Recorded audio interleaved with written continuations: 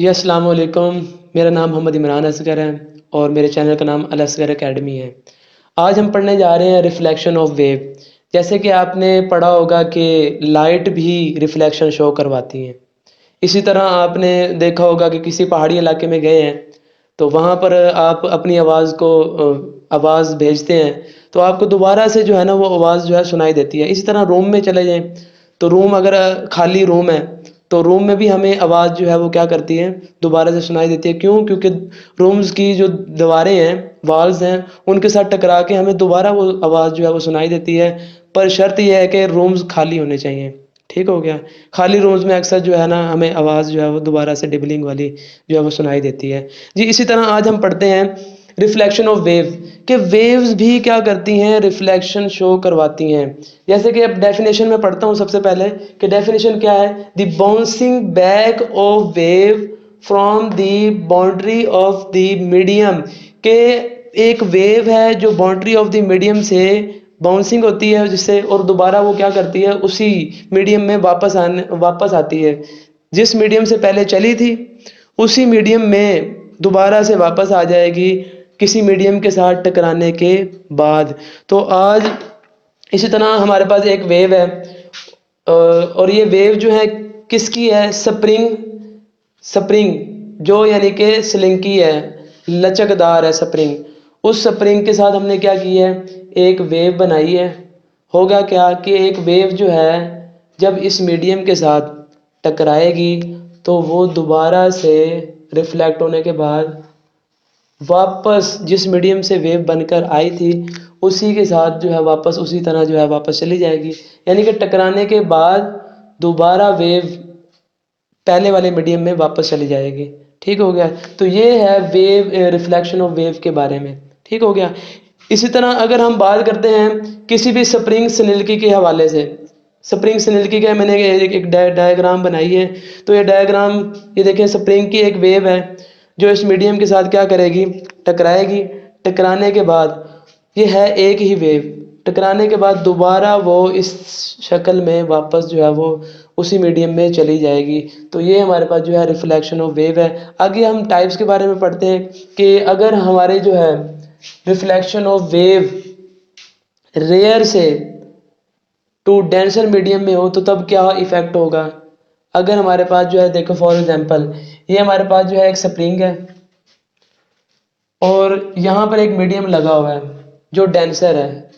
जैसे ही हमारी स्प्रिंग की जो वेव है वो मीडियम के साथ टकराएगी, टकराने के बाद, क्यों? क्योंकि ये एक सख्त है मीडियम, ये थोड़ा सा हल्का है। क्यों? इसकी जो रेयर मीडियम की जो डेंसिटी है वो क्या है, कम है, और डेंसर की जो है डेंसिटी ज़्यादा है। इस वजह से हम ये कह सकते हैं कि जिस मीडियम की डेंसिटी ज़्यादा होती है उसका मास भी ज़्यादा होता है, तो उसका सख्तपन भी ज़्यादा होगा।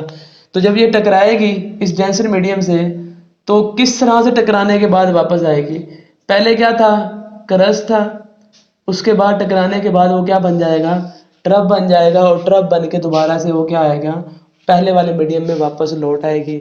इस तरह की जो वेव्स होती हैं उन वेव्स को हम कहते हैं रेयर टू डेंसर, यानी कि मीडियम कौन सा होगा, डेंसर मीडियम होगा।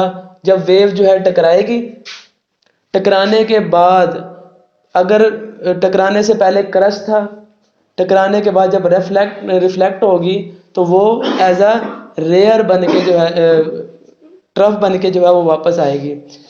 दोबारा से मैं बताता हूँ, अगर डेंसर मीडियम हो, जब वेव इस मीडियम के साथ टकराएंगी, टकराने से पहले अगर मीडियम का क्रस्ट था, टकराने के बाद वो क्या बन जाएगा, ट्रफ बन जाएगा। तो इस तरह हम ये कहेंगे कि वेव जो है रेयर टू डेंसर मीडियम होगा। तो इसका जो है रिजल्ट क्या होगा हमारे पास, इसका देखें, हमारे पास जो वेव थी उसका पहले क्या था, क्रस्ट था, टकराने के बाद उसका क्या हो गया, टरफ हो गया। तो ये हमारे पास जो है मीडियम क्या होगा, रेयर टू डेंसर मीडियम, यानी कि एक कम डेंसिटी वाले मीडियम से हाई डेंसिटी वाले मीडियम की तरफ जो है वेव गई है, फिर टकराने के बाद अपोजिट, पहले क्रस्ट था फिर ट्रफ बन के जो है वो वापस आई है।